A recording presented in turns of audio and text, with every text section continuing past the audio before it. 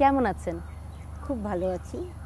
এখানে গাছপালা আছে, ফল ফলানি পাই, ভালো খাওয়া দাওয়া পাই, তারপরে জামা, তেল, সাবান সব কিছু ফ্রি।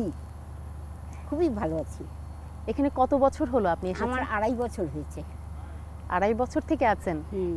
এই জায়গাটা এত সুন্দর, এত নিরিবিলি, গাছগাছালিতে ভরা, এত সুন্দর একটা পরিবেশ।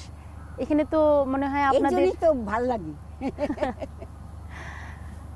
যেহেতু 2.5 বছর হয়ে গেছে, হুম। আপনারা এক একজনই তো এক এক জায়গা থেকে এসেছেন। সবার সাথে আপনার সখ্যতা কেমন? খুবই ভালো। আমাদের রুমে 4 নম্বর রুম, সবার সাথেই আমার মিল আছে। আপনি যেহেতু অন্য ধর্মের, তো সেক্ষেত্রে আপনার সাথে যারা অন্য ধর্মাবলম্বী যারা আছে তাদের সব সম্পর্ক আপন, কেমন? সব আপন। ওই যে রানী খালায় যে প্রথমে যে করলো, ভাষণ দিল, সে তো আমার আরো আপন। আমি আর ও ছাড়া কেউ জানে না, এত বন্ধুত্ব। সবার গল্প মানে একজন আরেকজনের কাছে বলে নিজের মানে মনটা পরিষ্কার করি, রাখেন। হ্যাঁ। হ্যাঁ, কেমন লাগে এই অবসর সময়টা কাটান খুবই ভালো কিভাবে? লাগে, সব কিছুই ভালো লাগে, সবই তো ফ্রি। এমনিতে বাড়িতে কারা কারা আছে? বাড়িতে আমার 3 মেয়ে আছে, আর ছেলে তো মারাই গেল। এক ছেলে? হ্যাঁ, এক ছেলে মারা গেল, পোস্ট অফিসে মাস্টার ছিল। আর হাজব্যান্ড পিডব্লিউ ফার্স্ট কন্ট্রাক্টর, সেও তো চলে গেল। এখন এখন কি করব, প্রপার্টি তো 3 মেয়ের আছে, ওই ননদ শাশুড়ি থাকলে যা হয়। হ্যাঁ, তারপরে বলল, ছোট মেয়ে বলল, মা আমি 3 তলা তোমার জন্য স্পেশাল করব, তুমি ওখানে আসবে, কিছুদিন থাকো মা।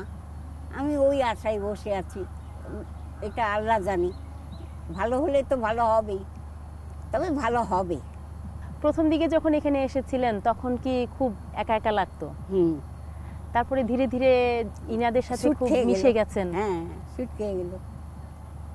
এখানকার খাবার দাবার কেমন আপনি খুবই ভালো। হ্যাঁ, খেতে খাওয়া পারেন? দাওয়া, হ্যাঁ খাই। এমনিতে যখন কেউ অসুস্থ হয় তখন কি এখানে মানে একদম চটজলদি সার্বিক যে চিকিৎসা ব্যবস্থাটা এটা সব কি এখানে কিছু হয়? ডাক্তার, হ্যাঁ সব ডাক্তার করে।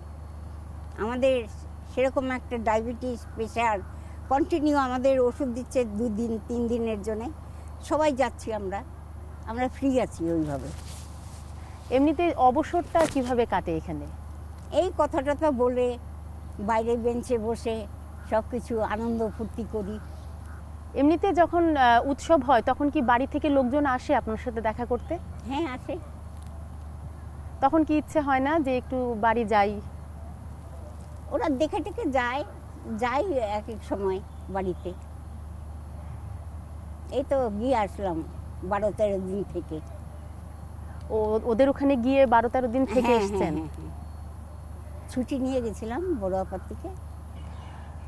আজ তো মা দিবস, তো একজন মা হিসেবে আপনি আরেকজন সন্তানকে আপনার মন থেকে কি কিছু বলতে চান? যদি বলতে চান তাহলে বলতে পারেন আমাদের মাধ্যমে। মা হিসেবে এটাই বলতে চাই, সন্তান সবারই এক। পেটে যখন রাখছি আমরা, তাকে অশেষ ধন্যবাদ দেই, সে যেন চিরদিন বড় হয়ে ওঠে।